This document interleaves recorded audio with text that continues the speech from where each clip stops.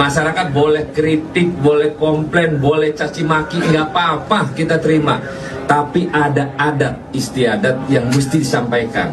Itu kan nggak orang Jakarta semuanya guys, itu kan dari seluruh pelosok Indonesia gitu. Jadi nggak semuanya punya rumah di Jakarta gitu. Nah, anggota dewan itu diwajibkan untuk kontrak rumahnya itu di dekat-dekat Senayan situ supaya memudahkan mereka untuk menuju DPR.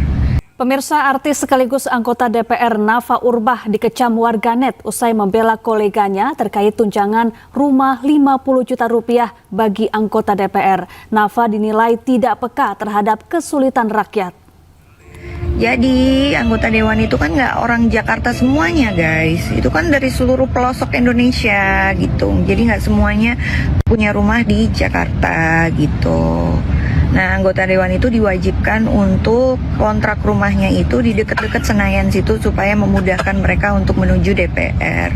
Seperti itulah tanggapan Nafa Urbah saat menjawab pertanyaan warganet terkait tunjangan rumah sebesar 50 juta rupiah bagi anggota DPR. Nafa menjelaskan tunjangan itu diperuntukkan bagi anggota DPR agar mereka menyewa rumah di sekitar komplek parlemen di Senayan.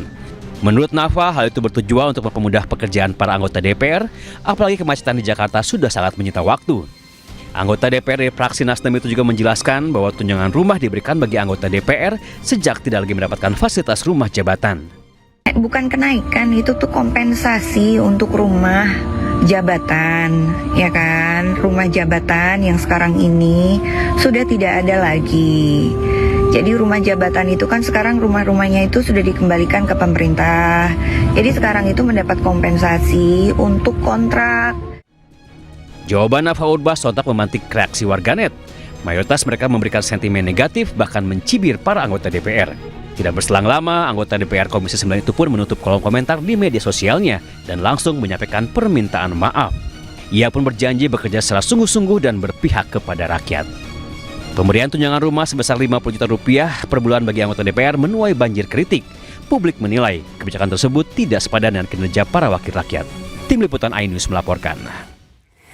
Sementara itu, Wakil Ketua Komisi 3 DPR Ahmad Sahroni marah maraknya seruan pembubaran DPR yang ramai di media sosial jelang aksi unjuk rasa di gedung DPR RI Senin besok.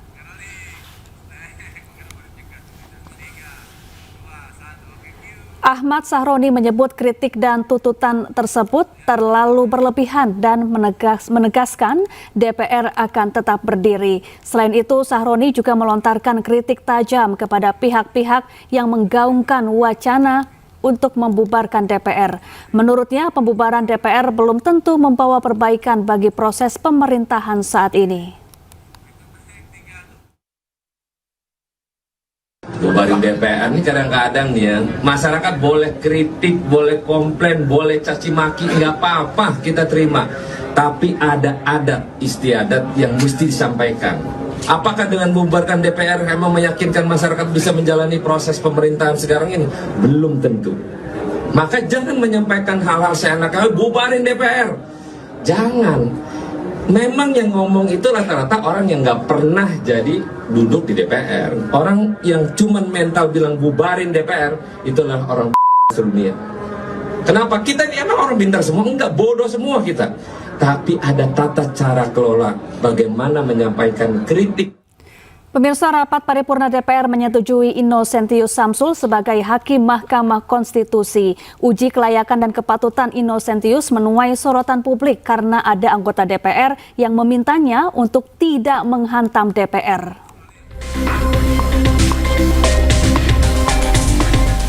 Rapat paripurna DPR RI mengesahkan Innocentius Samsul sebagai Hakim Mahkamah Konstitusi. Innocentius akan menggantikan Hakim MK Arief Hidayat yang akan pensiun pada Februari 2026. Innocentius Samsul lahir di Manggarai, Nusa Tenggara Timur 60 tahun lalu. Ia menempuh pendidikan sarjana ilmu hukum di Universitas Gadjah Mada. Pada 2003, ia meraih gelar doktor ilmu hukum di Universitas Indonesia. Innocentius mengawali karirnya sebagai staf sekretaris jenderal DPR RI sejak tahun 1990. Kini ia menjabat sebagai Kepala Badan Keahlian DPR. Saat ini Innocentius juga merupakan komisaris utama PT Semen Batu Raja Tbk. Sebelumnya Innocentius mengikuti uji kepatutan dan kelayakan di Komisi 3 DPR Rabu lalu. Innocentius memaparkan visi dan misinya sebagai calon hakim MK usulan DPR. Kemudian salah satu anggota Komisi 3 Safarudin meminta Innocentius tidak menghantam DPR jika sudah resmi dilantik sebagai hakim MK.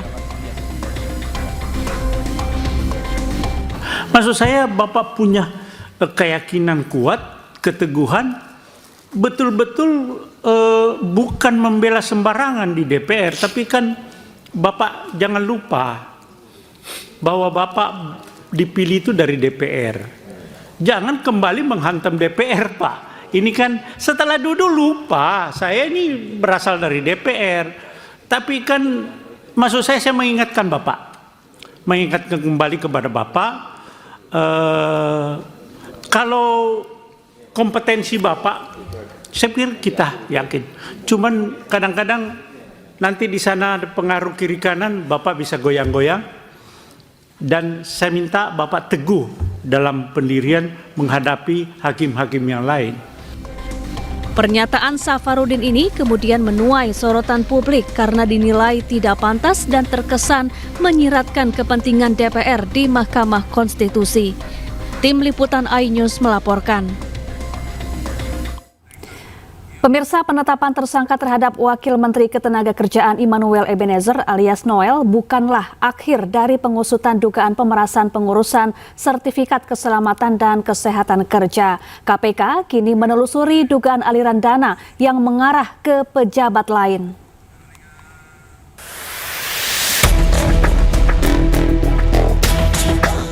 KPK telah mendalami informasi terkait dugaan keterlibatan sejumlah pejabat di Kementerian Ketenagakerjaan yang terlibat dalam dugaan pemerasan pengurusan sertifikat keselamatan dan kesehatan kerja.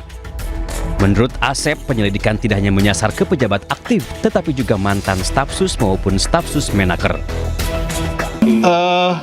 Terkait dengan pengetahuan para pejabat lainnya nih, ini menjawab dengan Mas Rizky juga. Tentunya kita sedang dalami, termasuk juga tadi kata Mas Rizky, ini aliran dananya ke stafsus dan lain itu sedang kita dalami seperti apa gitu ya. Ini kan baru 1 hari ini nih, kita baru melakukan konfirmasi kepada orang-orang yang kita amankan di malam Kamis kemarin.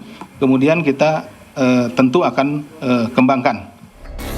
Kasus ini juga berlangsung sejak 2019 hingga 2025 dan masih dalam tahap pengembangan. Dari Jakarta, Tim Liputan iNews melaporkan. Menjadi tersangka atas kasus pemerasan sertifikasi K3, mantan Ketua Umum Jokowi Mania Immanuel Ebenezer berharap dapat amnesti dari Presiden Prabowo Subianto. Bukannya mendapat amnesti, Noel malah dicopot dari jabatannya sebagai Wamenaker.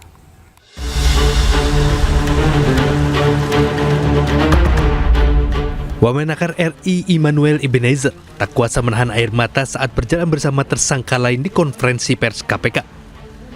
KPK menetapkan Noel sebagai tersangka karena terbukti menerima uang 3 miliar rupiah dalam dugaan pemerasan pengurusan sertifikasi keselamatan dan kesehatan kerja K3.